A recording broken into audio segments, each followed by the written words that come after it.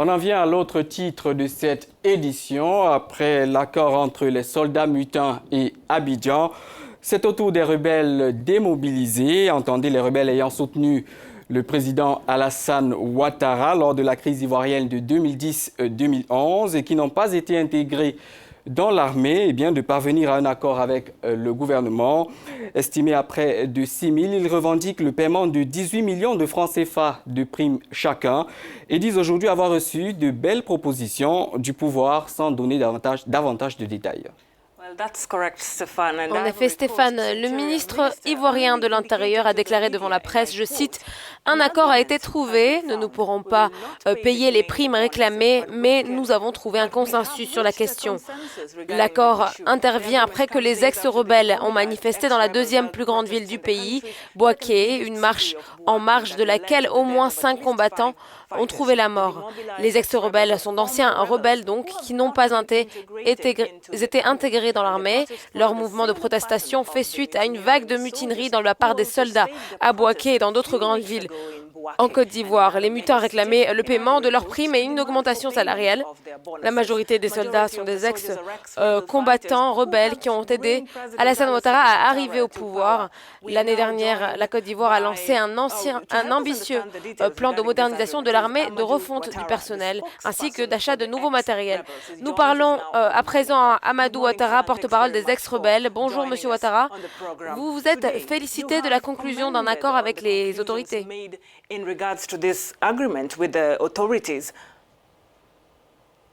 Oui, effectivement, depuis lundi, nous étions à Abidjan et nous avons décidé, après tous les réunions sociaux que vous avez entendus au niveau du Bouaké, et nous avons décidé comme ça de rejoindre Abidjan et aller demander à peu près une audience au gouvernement pour qu'on puisse s'asseoir autour d'une table, pour qu'on puisse trouver les voies et moyens, comment nous pouvons gérer le problème des ex-combattants à ce niveau. Et c'est ce qui a été fait, mais avec plusieurs échanges avec le ministre Ahmed Barayoro, et nous avons trouvé un accord pour les ex-combattants, et c'est ce qui a été fait. Amadou Ouattara, quels sont les termes de cet accord précisément? Oui, madame, il faut le dire que depuis lors, quand nous sommes en train de revendiquer, je pense que vous connaissez un peu le contenu de nos revendications, ou le contenu des doléances que nous avons émis à qu'on appelle le gouvernement. Dans les accords, il y avait l'emploi, il y avait l'argent. Donc c'est tout ça que nous avons discuté. Et après cette discussion de tous ces doléances-là, on a eu un accord. Et l'accord a été trouvé. Et ensemble, les deux parties ont décidé que c'est bon. Et que c'est un bon accord. Et qui va à l'endroit des ex-combattants. À ce propos, l'accord prévoit-il de vous réintégrer à Abidjan ou à Bouaké? Avez-vous des projets qui seront pris en charge? C'est ça, mais c'est tout cela qui regroupe l'accord. C'est tout ça qui regroupe l'accord. Mais je pense qu'il y a le travail. Il y a que des jeunes gens, les plus jeunes, que nous demandons à ce que ces jeunes-là puissent quand même intégrer les corps paramilitaires. Et il y a beaucoup de choses qui sont en train d'être faites. Et je pense que c'est dans cette optique-là que nous devons rester et puis voir et accompagner le gouvernement à nous aider dans tout ce que nous avons demandé. Dernière question, Amadou Ouattara, vous n'avez pas l'intention de retourner dans la rue?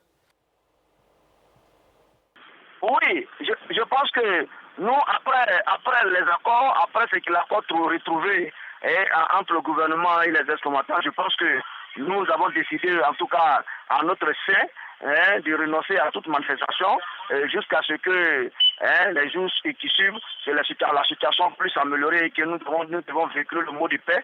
Et nous disons merci à son Excellence Alassane Ouattara qui a fait preuve de sagesse dans tout ce qui se passe ici en Côte d'Ivoire et continue de faire des sacrifices pour que la paix continue de régner et la paix continue d'être préservée. Et quand tu as un président qui a l'écoute de sa population et qui pense que tout ce qui arrive, ce n'est pas seulement du fait que peut-être il y a eu des débordements, non, mais c'est seulement, il faut toujours écouter son peuple et c'est ce qu'il a fait et c'est ce qu'il continue de faire.